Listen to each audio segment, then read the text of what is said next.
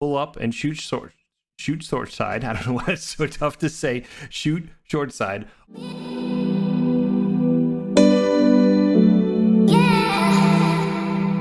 Alright guys, welcome back to another goalie tip video. I am Recycle Bin Hero, and today in this video we're going to do something a little bit different. I'm going to show you several clips because they're all pretty short in nature, but they're all around the same point, and that is covering your short side.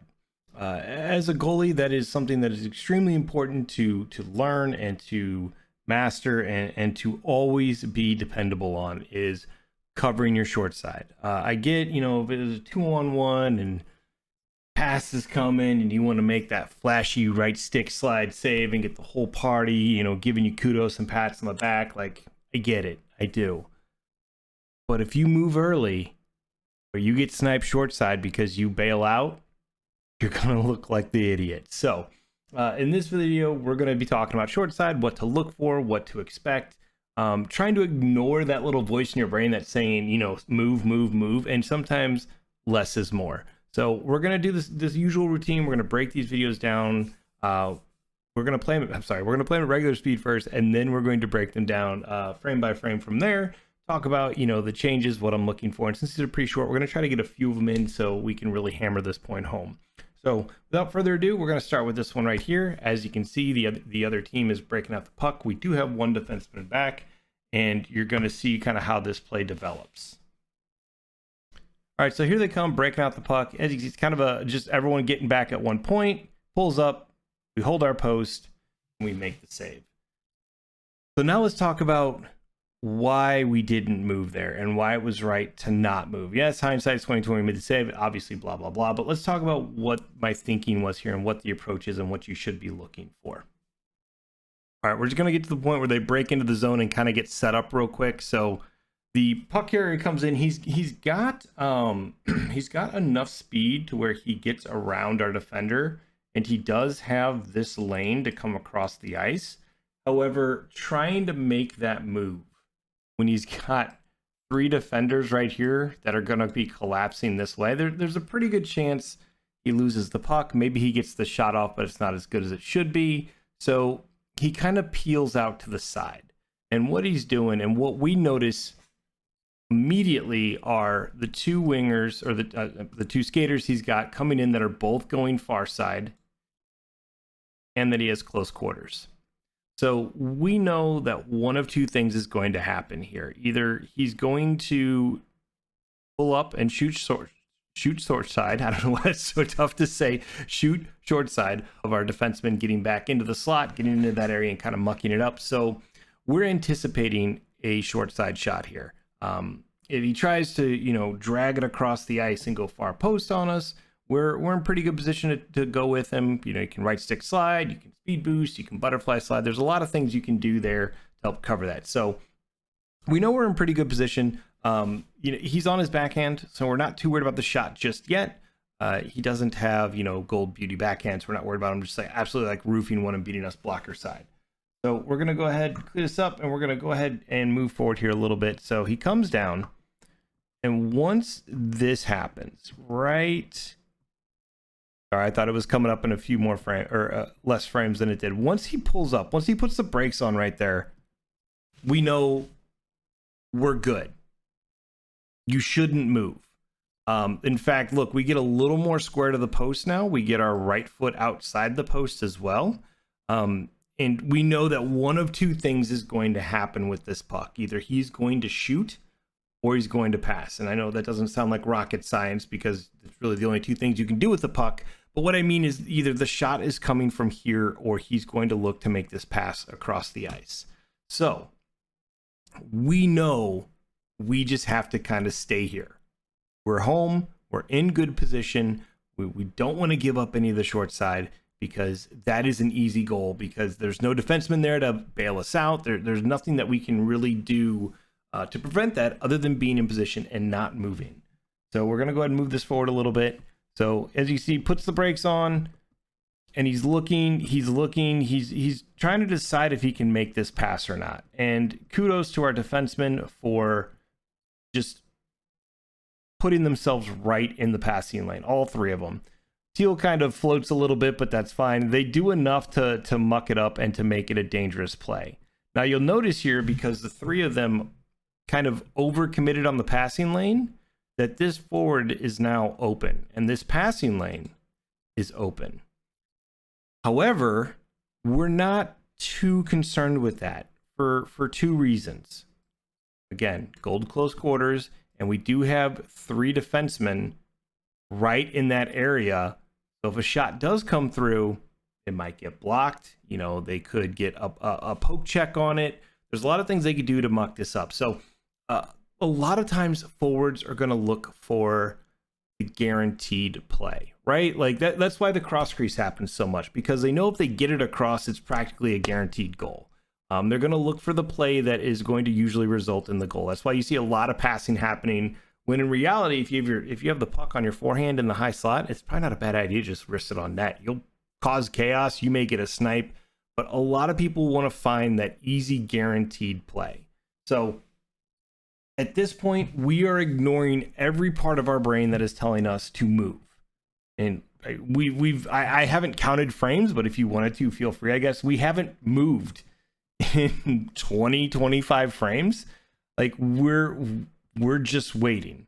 We're waiting for him to make the first move. And right here, we see the shot coming. And again, we haven't moved. We haven't done anything but drop manual butterfly. And you can see me dropping manual butterfly right here because it's close quarters, it's in tight. I don't want to give up the 5-hole, but I've waited for the puck to leave his stick and be committed to the shot. There's no other option here. We make the easy save, and we keep it out of the net. And that is a little bit of a rundown on what to kind of look for, I guess, from a mental aspect of when it comes to the short side. Like, you have to kind of not turn your brain off, but goalies know what I'm talking about. You all have that little voice in your head somewhere that says, well, you got to move, you got to slide, like he's going to pass and they're going to get a wide open net on you. Sometimes you have to ignore that. And sometimes you just have to kind of reassure yourself that, no, I'm in good position. Less is more. I don't need to move. I don't need to fine tune anything here. So we're done with this one. We're going to go ahead and jump to the next clip. All right, guys, welcome back to the second video of this series, I guess we're going to call it. So in this one, we're going to talk about a short side one-timer, or I call it a drop down one-timer because there's a few different kind of ways it can break out, but you know, whatever you want to call it essentially. So teams just lost or just won the face-off draw, but the other team's going to recover it pretty quickly and break out. And we're going to go through this one regular speed, and then we will talk about it afterwards. So here we go. So there's the puck, there's the turnover. Their team's now coming down the ice with it. Their forward leaks out a little bit, but we're still able to make the save.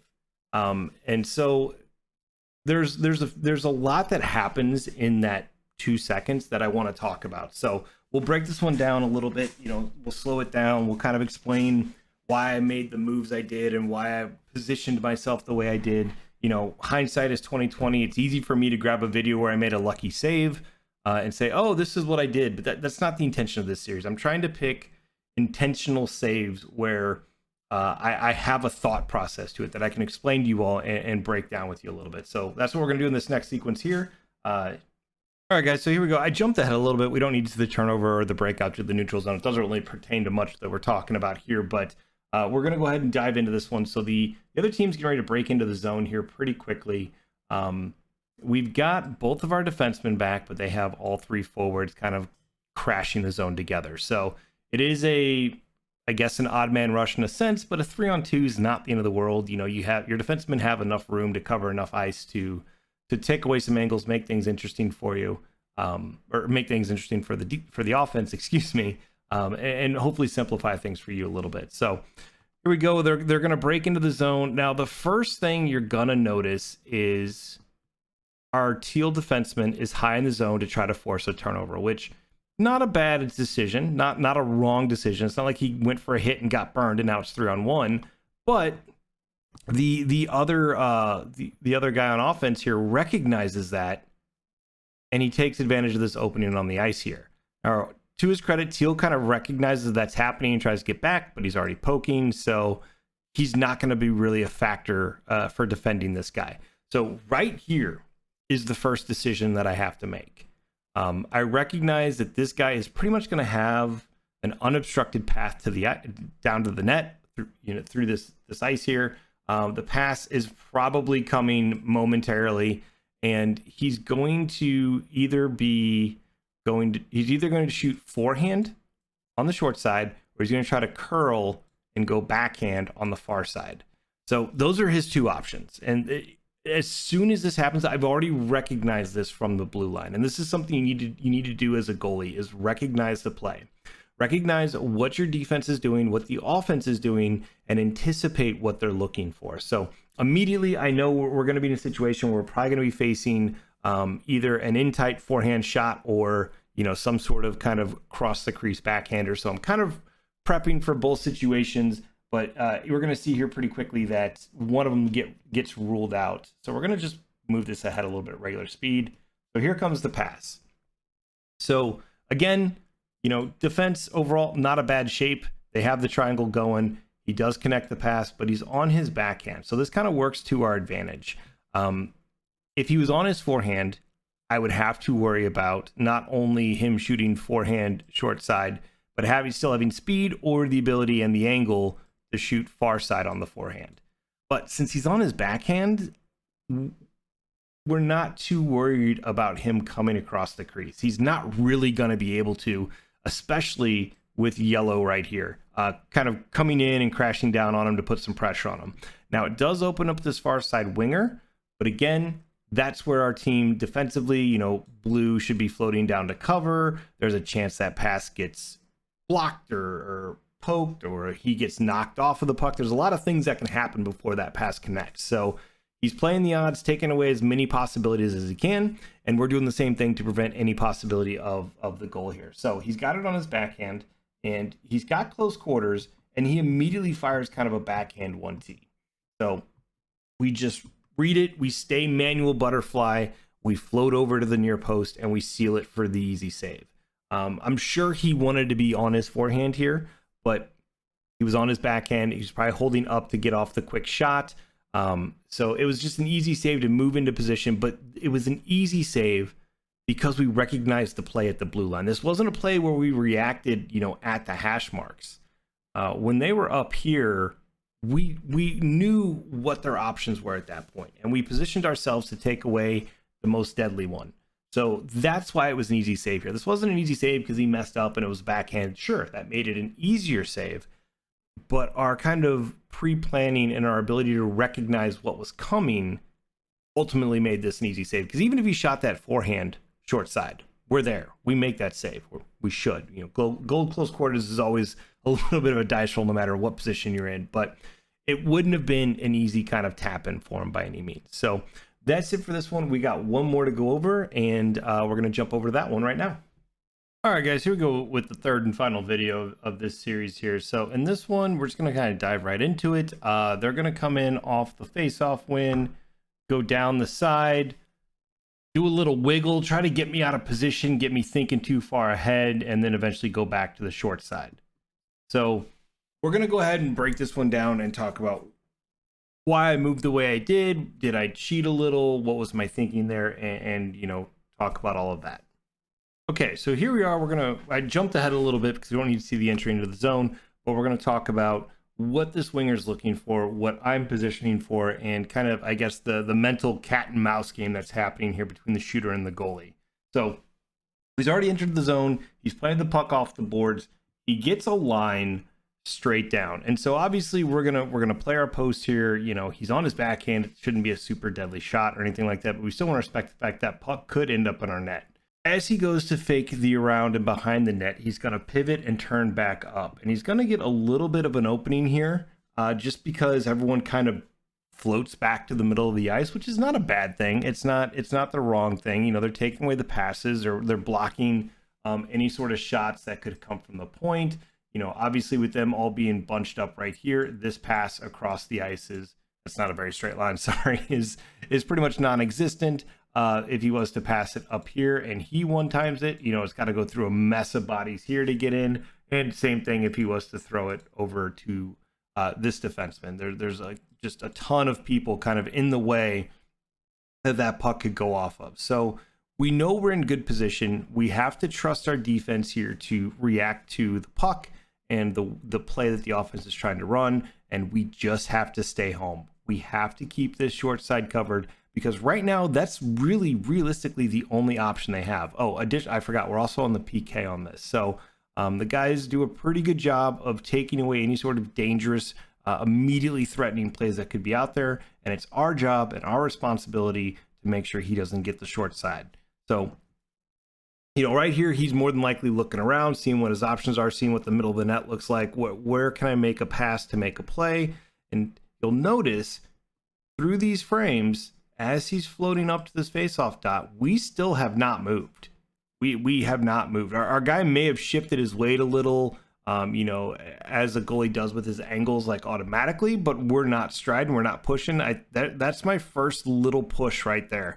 And it's a real tiny one. I mean, that's not even a half stride. That's just enough to get my skate blade inside of my post and make sure that this super wide far side, like off the net and in shot, is not available. So through that whole play of him being down here to getting up here, I can't draw straight lines right now, guys. I'm so sorry.